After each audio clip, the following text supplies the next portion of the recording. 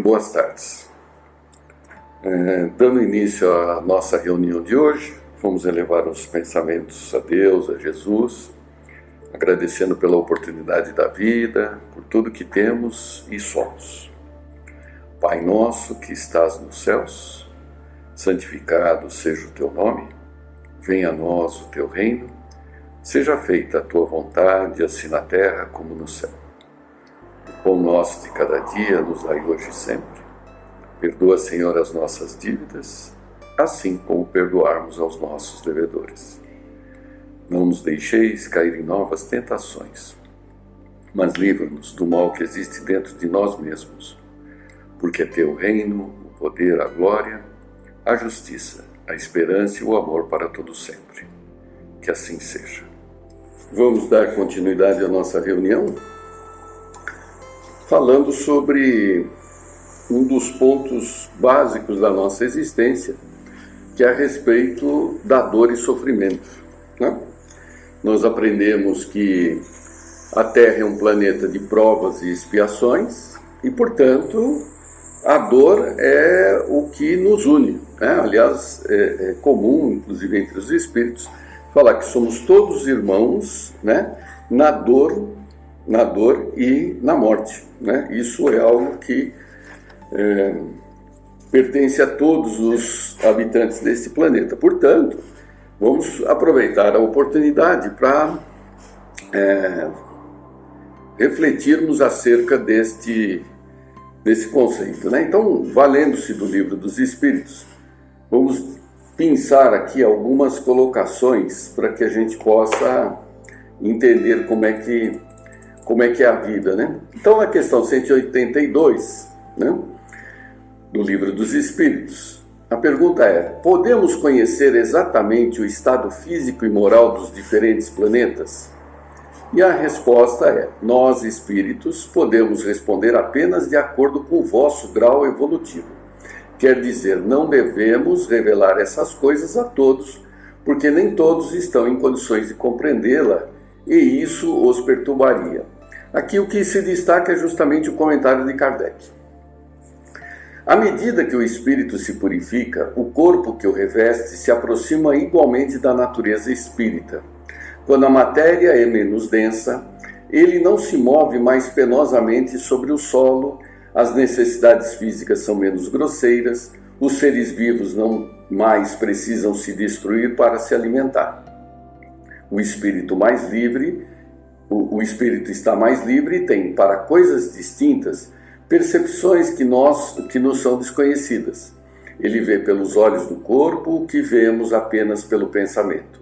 A depuração dos espíritos reflete-se no aperfeiçoamento moral dos seres encarnados. As paixões animais se enfraquecem e o egoísmo dá lugar ao sentimento fraternal. É assim que nos mundos superiores à Terra, as guerras são desconhecidas, os ódios e as discórdias não encontram campo propício, porque ninguém sonha em prejudicar o seu semelhante. A intuição que tem do futuro, a segurança que lhes dá uma consciência isenta de remorsos, faz com que a morte não lhes cause nenhuma apreensão. Recebem-na sem medo e como uma simples transformação. A duração da vida nos diferentes mundos parece ser proporcional ao grau de superioridade física e moral desses mundos, e isso é perfeitamente racional. Quanto menos material o corpo, menos sujeito às vicissitudes que o desorganizam. Quanto mais puro o espírito, menos paixões o debilitam. Esse é um auxílio da providência que deseja dessa forma abreviar os sofrimentos. Vamos lá.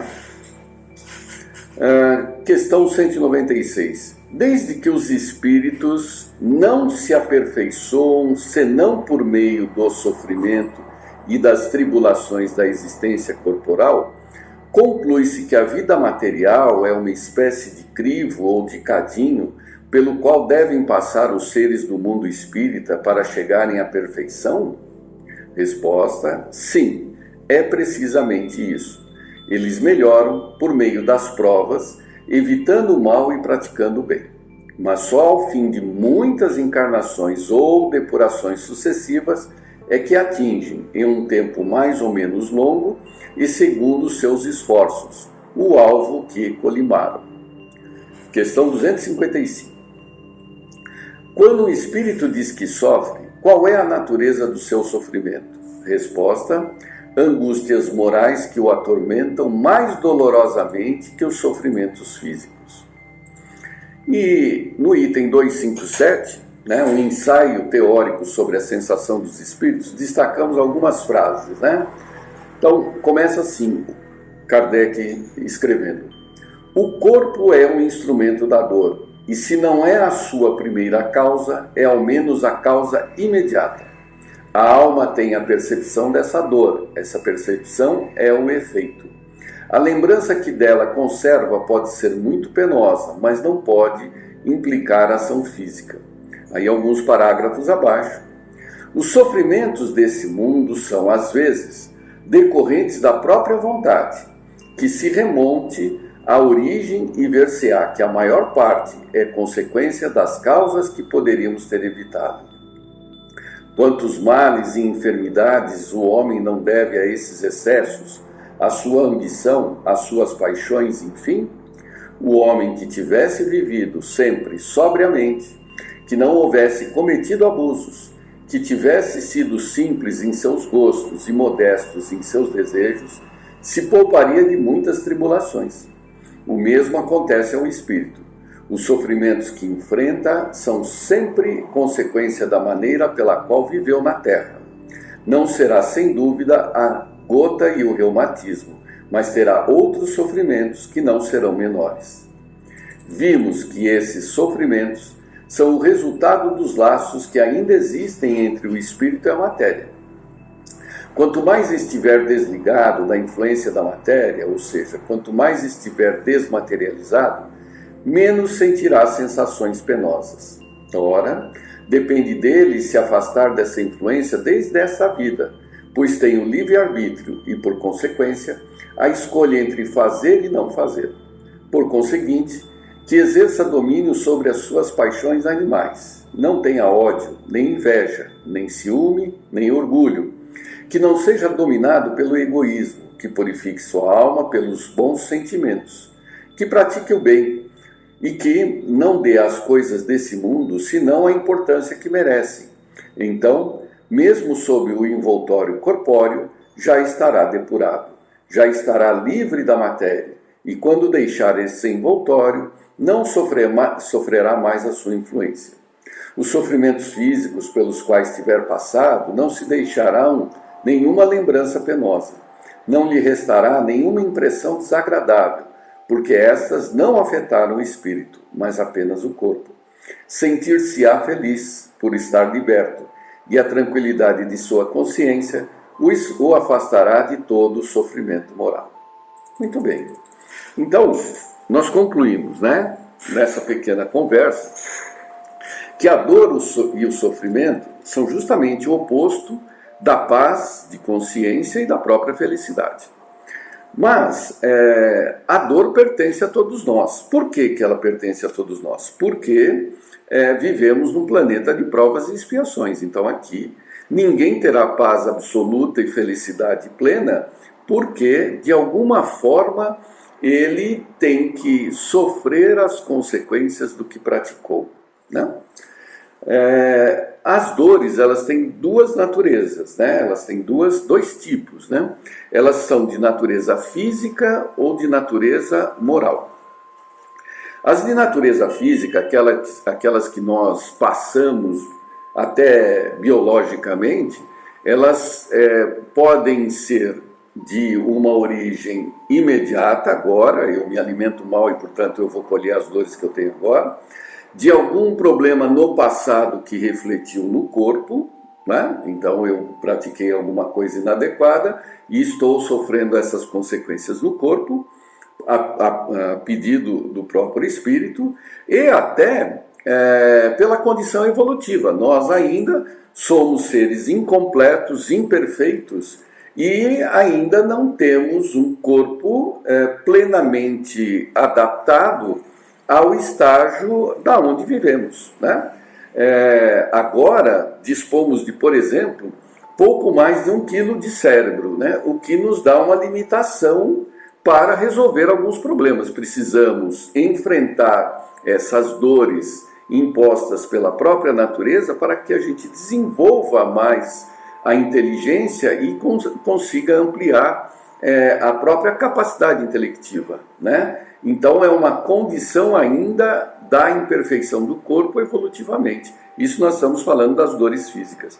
Das dores morais, elas, como nós lemos aqui, elas têm natureza comportamental, né? Nós deliberamos, usando da liberdade de escolha, optamos por um caminho que nos privilegia, deixando de lado aquele caminho que seria o inspirado por Deus para a harmonia coletiva, né? Então, quando somos egoístas, orgulhosos, né, pensamos em nós primeiro, estamos colocando uma decisão que é contrária à inspiração divina, que é pelo bem comum e não só pelo bem individual.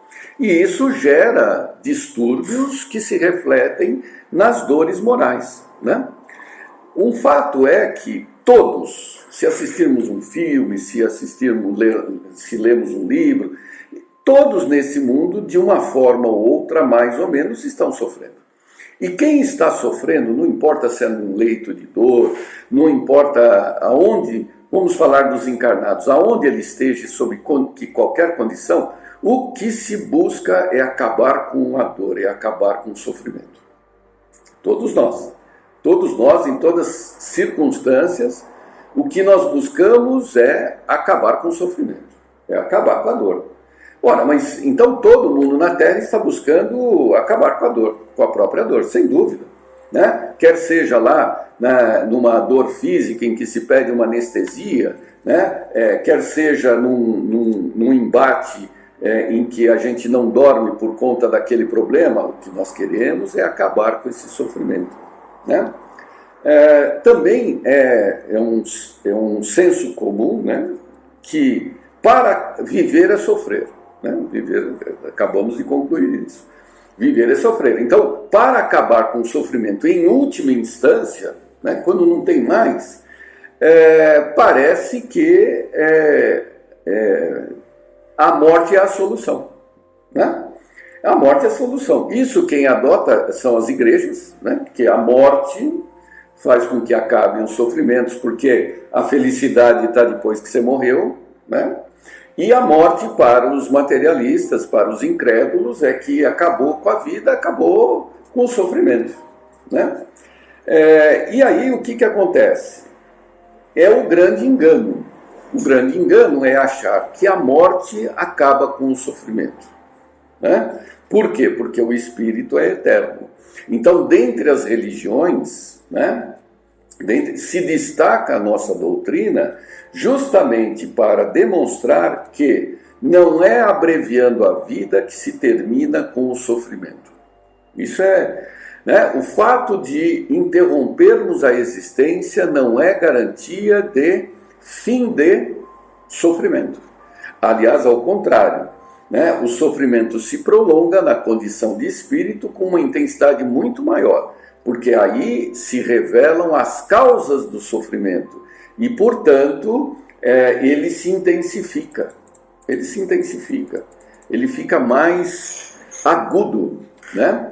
E aquilo que era para terminar com a vida prolonga pela existência. E aí, né, de todo esse texto também, o que a gente percebe, né? Que Deus, que é de natureza espiritual, né? A natureza de Deus é espiritual, né? Ninguém cumprimenta Deus tocando a mão, né? Nós, como filhos de Deus, também somos de natureza espiritual. O nosso DNA é espiritual, porém, estamos encarnados, né? Estamos na Terra. E por estarmos na Terra, o que acontece? Nós nos confundimos como sendo de natureza também material, porque estamos encarnados. Então, o que Deus fez? Deus enviou Jesus, né, para fazer essa humanização do próprio Deus. Tanto que ele fala que eu e Deus somos um só. É uma humanização. Deus, que é de natureza espiritual, se expressou através de Jesus numa materialização relativa de si, para trazer a vontade de Deus. E o que ele veio fazer? Ele veio justamente trazer essa vontade clara, expressa, né? Sem nenhum tipo de figura de linguagem expressiva, assim, uma figura de linguagem incompreensível, né? Para que nós passemos a entender a vontade de Deus e assim deixarmos de pensarmos em nós e evitarmos as causas de sofrimento. Isso tudo ele falou numa época, 2000 anos, para pessoas que essencialmente tinham carência material, né? Eles não tinham carência intelectual, ninguém estava discutindo conceitos existenciais, né? Eles estavam discutindo comida, segurança, água, né? Doenças, mas por isso que Jesus não pode explicar tudo para eles. Passado 2000 anos, agora que nós estamos refletindo sobre nós mesmos, né? Surgiram necessidades que nos implicam também em sofrimentos.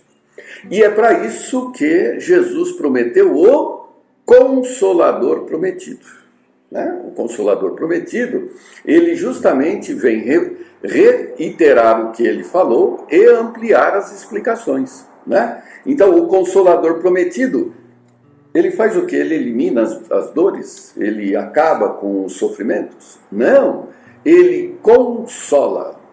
Ele consola, por isso que é chamado de Consolador. Então, no capítulo 6 do Evangelho segundo o Espiritismo, né? Em João 14, né?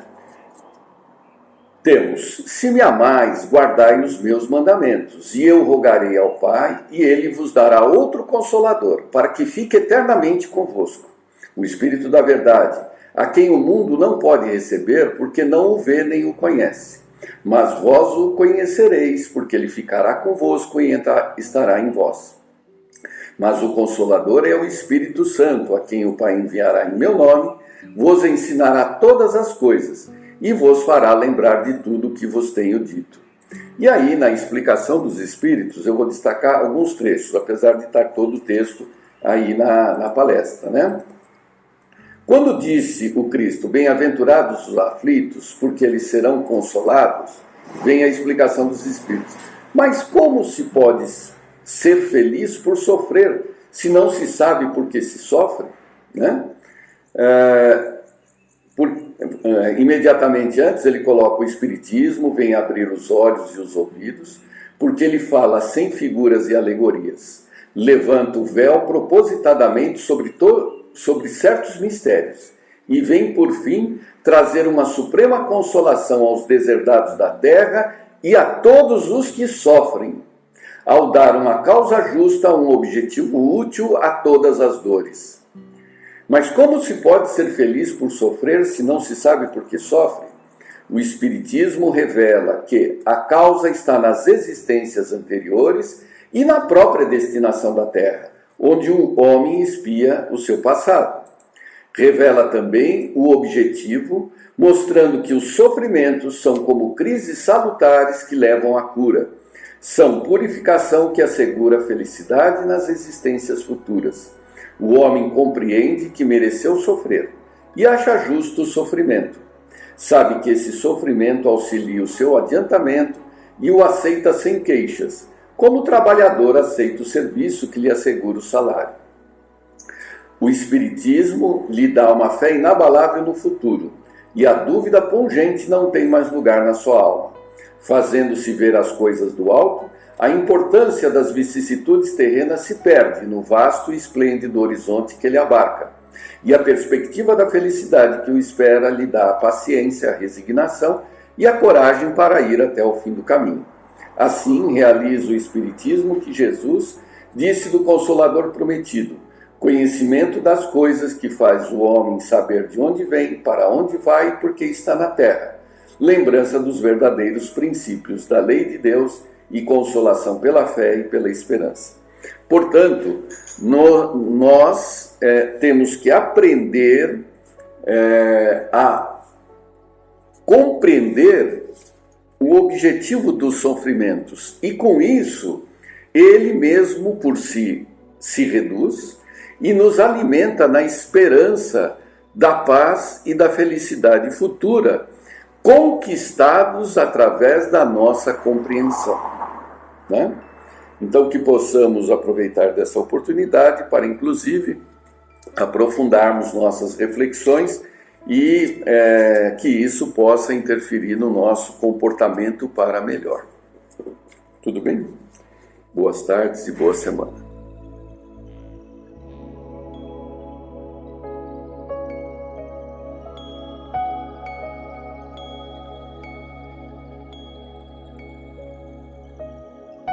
Olá, como vão todos? Nós estamos aqui retomando os nossos estudos. A gente falou pela última vez aí no dia 27 de junho a respeito do Senhor Samson.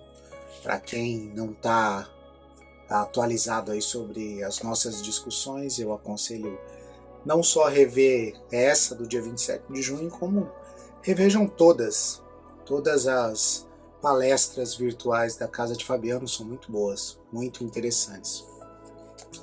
Mas para pegar o fio da meada, para seguir o caminho, se não entender o que está acontecendo aqui, busca lá no dia 27 de junho, a última palestra que a gente participou, e vocês vão entender, né? Nós estamos falando do Senhor Samson. O Senhor Samson é um membro da Sociedade Espírita de Paris. A gente está lendo a respeito do desencarne dele, dos momentos que antecederam ao desencarne dele e das primeiras comunicações que ele dá logo após o desencarne. Então é uma sequência bem longa, nós vamos tratar isso em vários vídeos, né? Esse é só o segundo vídeo dessa série do Senhor Samson e vamos dar sequência. Na Revista Espírita de maio de 1862, há um texto chamado Ezequias do Senhor Samson. Para quem não sabe, Ezequias é o equivalente a pêsames ou cumprimentos pela morte ou coisa parecida, né? Então o Senhor Samson é um membro da Sociedade Espírita de Paris, né? E a gente vai tratar do assunto. O que diz o texto aqui na Revista Espírita? Diz o seguinte: um dos nossos colegas, o Sr. Samson, faleceu a 21 de abril de 1862, após mais de um ano de sofrimentos cruéis. Na previsão da morte, tinha ele dirigido à sociedade, a 27 de agosto de 1860, uma carta, da qual extraímos a seguinte passagem. Então, a primeira coisa que a gente observa aqui é que a carta que nós vamos ler agora, que é uma carta que o Sr. Samson escreveu, ele escreveu em 27 de agosto de 1860, né? Mas o falecimento dele é em 21 de abril de 1862, praticamente aí um ano e meio depois que ele escreve a carta, né? E a gente vai chamar a atenção para alguns pontos dessa carta que são muito interessantes, porque o objetivo é demonstrar que a gente pode sim levar uma vida cotidiana, uma vida relativamente normal, cumprindo com as nossas obrigações, né? Não precisamos ser nenhum mártir, nenhum santo, nem ter grandes obras caridosas para que a gente cumpra com o nosso dever e seja visto como um espírito que fez o que deveria ter sido feito durante a encarnação, né? Então, você está vendo aqui que nós vamos tratar aí de um período aí que vai variar entre uns 2 anos antes do Senhor Samson desencarnar. Então, 1 ano e meio antes, ele manda a seguinte carta: caro e respeitável presidente. Aqui o presidente é o presidente da Sociedade Espírita de Estudos Espíritas de Paris, né, da França, que no caso é o Allan Kardec, né? Então, caro e respeitável presidente. Em caso de surpresa pela desagregação de minha alma e de meu corpo, tenho a honra de vos lembrar um pedido feito há cerca de um ano.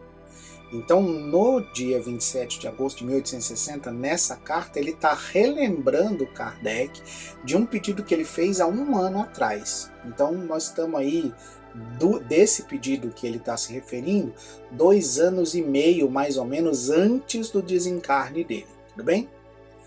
Então, tenho a honra de vos lembrar um pedido feito há cerca de um ano. O de evocar o meu espírito o mais imediatamente possível e, tantas vezes quanto julgardes conveniente, para que, membro muito inútil de nossa sociedade durante a minha presença na Terra, para algo lhe possa servir no além-túmulo, dando-lhe os meios de estudar, fase por fase, nessas evocações, as diversas circunstâncias que se seguem ao que o vulgo chama a morte, mas que, para nós, espíritas, não passa de uma transformação sob as vistas impenetráveis de Deus, mas sempre útil ao fim que se propõe. Então observa que ele, que eu acho muito interessante, que ele se considera, o termo que ele usa para ele mesmo, tá? Ele diz assim, membro muito inútil de nossa sociedade durante a minha presença na Terra. Então ele acha que a vida dele é praticamente insignificante, que ele não tem grande importância na sociedade espírita de Paris. Vocês vão perceber depois no próprio comentário de Kardec, nos vídeos seguintes que a gente vai fazer a esse respeito, vocês vão perceber depois que não é bem isso, tá? Mas é assim que ele se vê, e essa característica de não se ver tão importante, que a gente tem como nome a humildade, né? Como a gente chama essa virtude de humildade, né? É própria de espíritos muito esclarecidos, é própria de espíritos que percebem a pequenez ao mesmo tempo que a importância da vida que ele leva. Então, pequenez porque quando você se compara enquanto espírito à divindade, à grandiosidade do universo e das leis universais, né, você se acha muito pequeno, muito nada, né? Mas, ao mesmo tempo, o fato de você ter uma passagem que marque a vida das pessoas torna você, então, uma pessoa importante apesar da sua insignificância, e esse contexto com que o Sr. Sanson coloca a carta mostra bem esse sentimento que ele tem, essa forma de pensar que ele tem, né? Então ele diz que, já que ele está sendo praticamente inútil na visão dele durante a vida encarnado na Terra, né, que ele tenha alguma utilidade para os estudos espíritas depois que ele morrer, depois que ele entregar o corpo de volta à Terra e que a alma dele retornar para a espiritualidade, né? Então o que ele está querendo? Ele está querendo que Kardec, imediatamente após o desencarne dele, já o evoque, para ver qual que é a situação de conturbação que ele está, para ver como é que está a situação dele logo ali no pós-morte. E depois que Kardec evoque ele, quantas vezes Kardec achar necessário, né?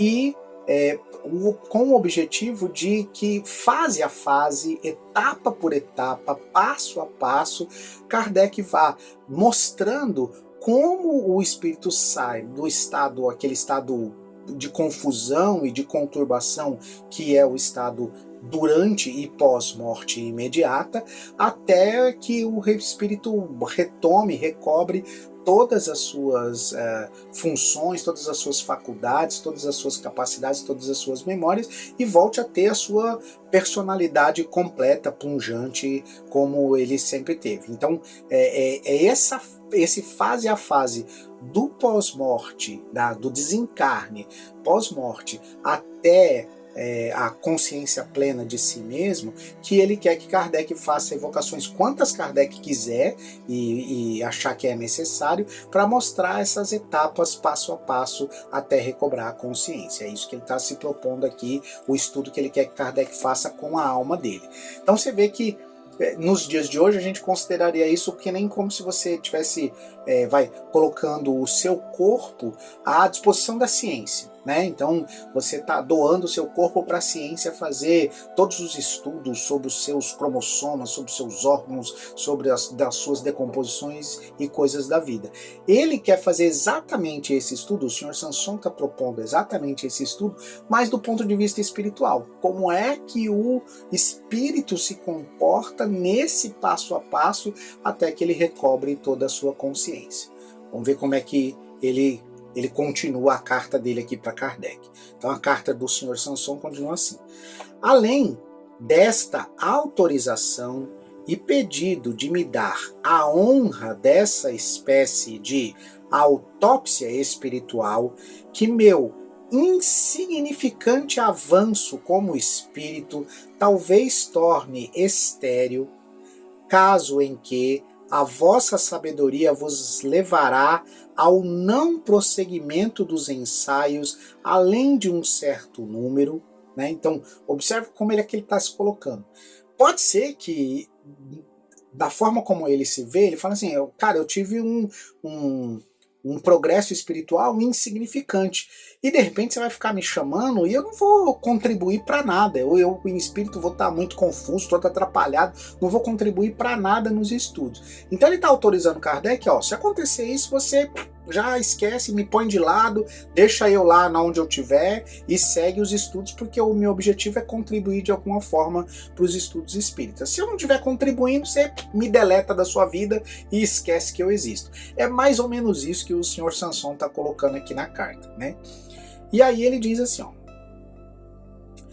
ouso pedir-vos pessoalmente, bem como a todos os meus colegas, são os colegas ali da Sociedade Espírita de Paris, que supliquem ao Todo-Poderoso, permita que os bons espíritos me assistam com seus benevolentes conselhos, em particular a São Luís, nosso presidente espiritual da Sociedade de Estudos Espíritas, né?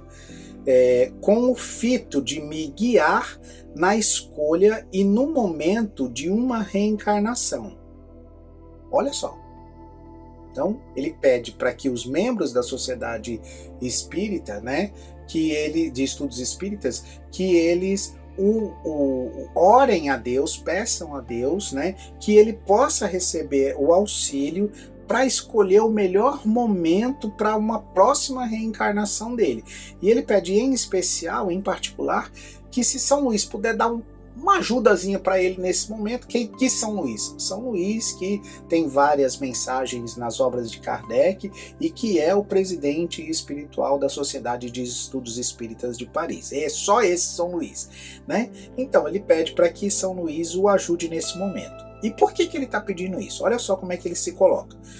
Porque desde já isto me preocupa muito. 2 anos e meio antes do cara desencarnar, ele já está preocupado com como vai ser a próxima encarnação dele, como ele deve planejar essa próxima encarnação. Muito interessante esse pensamento de uma vida espiritual contínua, essa noção, essa ideia de que a morte não terminou nada, de que a morte só deu ali uma pausa para ele e que a sequência vai ser contínua, então logo depois ele já está, me ajuda aí a escolher a minha próxima encarnação para eu não fazer porcaria depois na próxima encarnação. E aí vamos lá. Tremo de me enganar quanto às minhas forças espirituais e de pedir a Deus, cedo demais e muito presumidamente, um estado corporal no qual não pudesse justificar a bondade divina, o que, em vez de servir ao meu adiantamento, prolongaria a minha demora na terra ou alhures, caso eu falisse. Então, observa como é a visão completa que ele tem, né? Ele sabe que se ele escolher cedo demais reencarnar e não estiver preparado, ele pode falir nessa encarnação futura. Então ele pede para que espíritos evoluídos, né, e ele cita aqui o espírito de São Luís, que esses espíritos o ajudem a tomar essa escolha, né, a fazer essa escolha, porque ele pode não ser digno da bondade divina e ele se acha na possibilidade de estragar essa oportunidade numa próxima encarnação, né? E ele diz o seguinte: contudo, tendo toda confiança na mansuetude e na indulgente equidade de nosso Criador e seu Divino Filho aqui ele está se referindo a Jesus, né?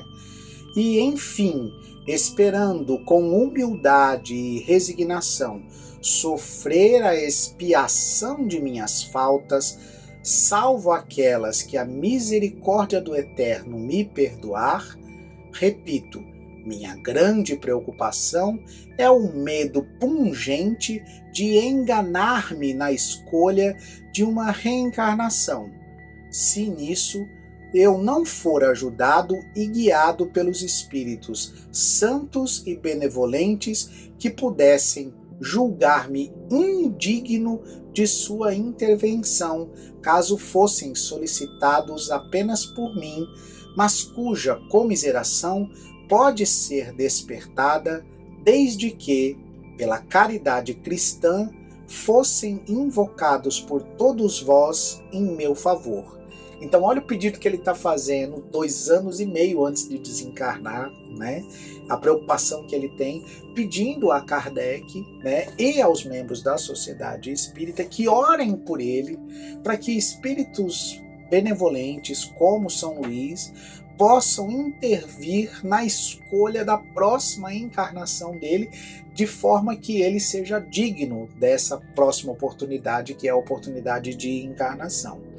E ele mesmo se considera indigno, né? Porque caso os Espíritos Santos e benevolentes possam julgá-lo indigno da intervenção desses Espíritos Santos e benevolentes. Então você vê que ele é um espírito que ele se enxerga ainda imperfeito, que ele se enxerga ainda em evolução, que ele se vê com a possibilidade de não ser digno dessa intervenção de espíritos benevolentes em favor dele numa próxima encarnação, né?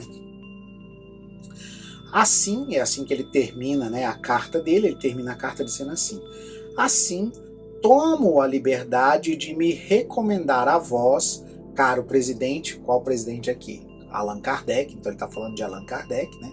Tomo a liberdade de me recomendar a vós, caro presidente, e a todos os meus honrados colegas da Sociedade Espírita de Paris. Então ele termina a carta recomendando a ele mesmo, né, que seja assistido pelas preces desses colegas da Sociedade Espírita de Paris, pelas preces do presidente da Sociedade Espírita de Paris, que é Allan Kardec, e pela intervenção dos bons espíritos, graças a essas preces que os colegas fariam, vamos dizer assim, por caridade, não por... Ele considera que os colegas fariam por caridade e por benevolência e não por merecimento dele. Ele se vê na condição de que ele é só um mero insignificante, literalmente um João Ninguém. É assim que ele se vê, é assim que ele se posta, é dessa maneira que ele está se colocando à disposição da sociedade espírita, né, para esses estudos, e também a condição dele de não ser talvez digno da assistência dos bons espíritos. O Kardec, então, é o que a gente vai tratar nos próximos vídeos, né? Kardec, então, faz o que ele pede, faz uma série de evocações, nós vamos ler as evocações, esse ensaio de Kardec sobre a passagem do Senhor Sanson, ele está na Revista Espírita, de 1862, ele também está no livro O Céu e o Inferno, né, no capítulo sobre os espíritos felizes, né, o processo de desencarne de espíritos felizes, né? Que foi o que a gente leu no outro vídeo, né? A gente leu sobre o desencarne de um justo, que é o que está no céu e no inferno, e nós vamos tratar disso em outros vídeos, nós vamos abordar o assunto em outros vídeos, vamos falar no próximo vídeo sobre essa evocação, mas fica aqui sobre essas evocações, né, não só sobre uma, mas sobre as outras evocações, mas fica aqui para vocês esse momento para pensar, né?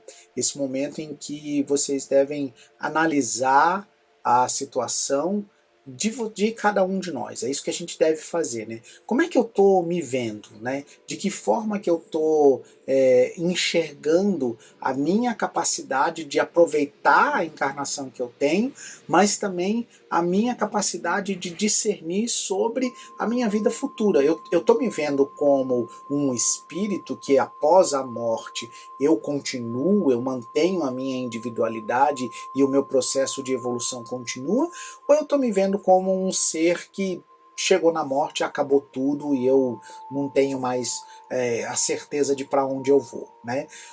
A doutrina espírita nos esclarece sobre essa questão do pós-morte, e esse assunto que eu estou trazendo, que é o assunto do desencarne do Sr. Sanson, ele é muito esclarecedor para a gente entender que a gente precisa fazer os nossos deveres para sermos dignos da oportunidade da encarnação, né? A gente não pode desperdiçar as oportunidades, a gente tem que fazer aquilo que está ao nosso alcance para aproveitar ao máximo todo o tempo que nos resta, seja ele 1 hora, 1 minuto ou ainda 100 anos, não importa quanto tempo nos resta, mas esse tempo de encarnação ele precisa ser útil e produtivo. Então a gente precisa desenvolver conhecimentos, a gente precisa desenvolver habilidades, a gente precisa afinar e apurar os nossos sentimentos em relação às outras pessoas, a gente precisa melhorar os nossos relacionamentos, a gente precisa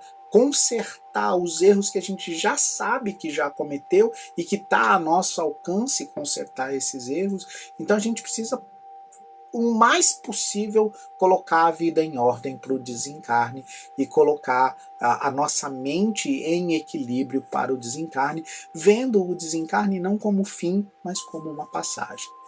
Eu me despeço de vocês nesse vídeo, fazendo uma coisa que precisa ser feita com um sentimento de conexão com essa eternidade que nos espera, de conexão com o Criador, que é a prece que Jesus nos ensinou. Pai nosso, que estais nos céus, santificado seja o vosso nome. Venha a nós o vosso reino. Seja feita, Pai, a tua vontade, na terra como nos céus. O pão nosso de cada dia dai-nos hoje. Perdoai as nossas dívidas, na medida em que perdoamos os nossos devedores. Não nos deixes cair em tentação e livra-nos, Pai, de todo o mal. Que assim seja, graças a Deus, graças a Jesus. Uma boa semana a todos, fiquem com Deus, a gente se vê no próximo vídeo.